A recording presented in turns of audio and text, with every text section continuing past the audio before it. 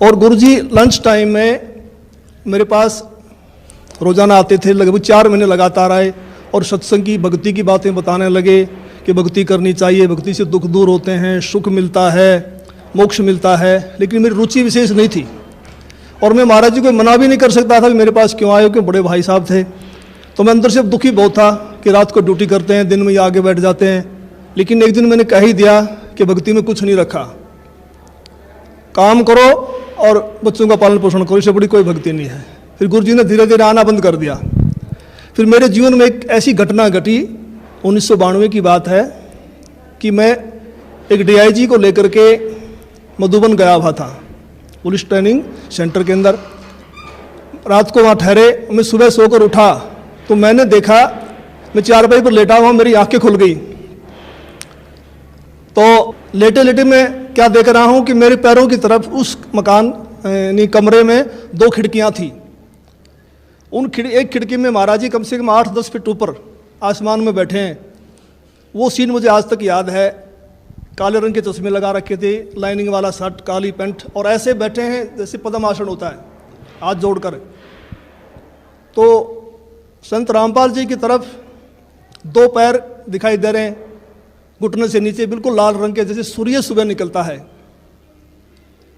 तो मैं देख कर डर गया। मैंने अपनी घड़ी देखी, द्वार पे एक घड़ी लगी हुई थी, उसको देखा भी 7 बज गए हैं। दूसरी खिड़की से देखा तो शहतूत का पेड़ है, चिड़िया बैठी हैं। लेकिन मैं ये सीन क्या देख रहा हूँ, कम से कम 5 मिनट मैंने सीन को देखा।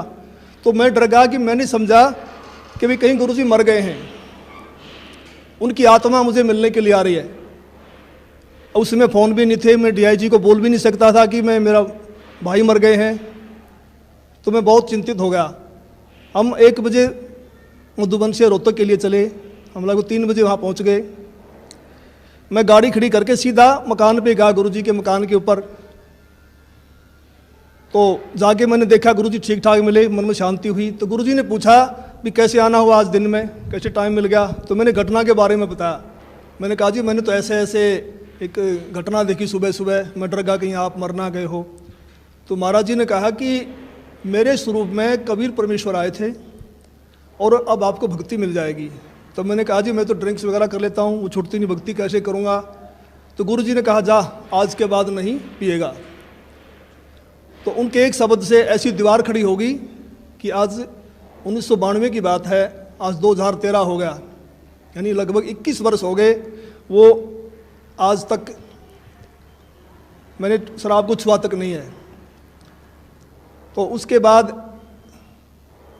गुरुजी ने अपने गुरुजी से मुझे नाम दिलवाया, संत राम देवानंद जी महाराज से। उस समय गुरुजी को आज्ञा नहीं थी नाम की। मैं भक्ति में ज़रूर लगा, क्योंकि महाराज जी बताते थे कबीर साहब पूर्ण परमात्मा हैं, इनसे सबसे ऊपर हैं। तो मैंने उनको उदाहरण दिया कि पुलिस में तो ऐसे होता है, उसमें पुलिस वाले बहुत नाजायज़ किया करते।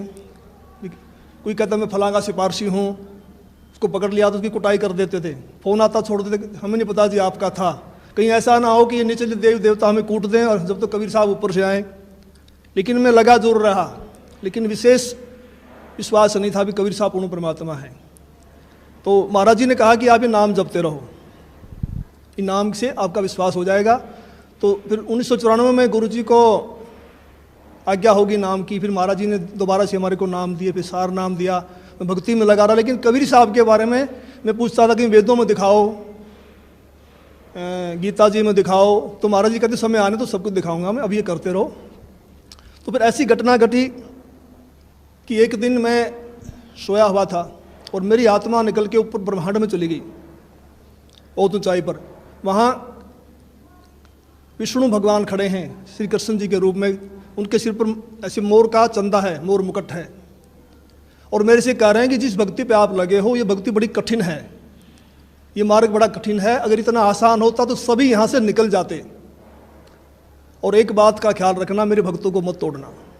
जैसे मेरी आत्मा, मेरा सूक्ष्म शरीर मेरे शरीर में आया तो मेरी आँख खोली तो मेरा सारा शरीर पसीने से भीगा हुआ था और मैं बिल्कुल सर्दी का महीना था। मैंने कपड़े चेंज किए पसीना पोंछकर, और मैं सुबह उठ करके अपनी ड्यूटी पे आया तो महाराज जी से मुलाकात हुई। मैंने महाराज जी को बताया कि ऐसे ऐसे घटना घटी रात को।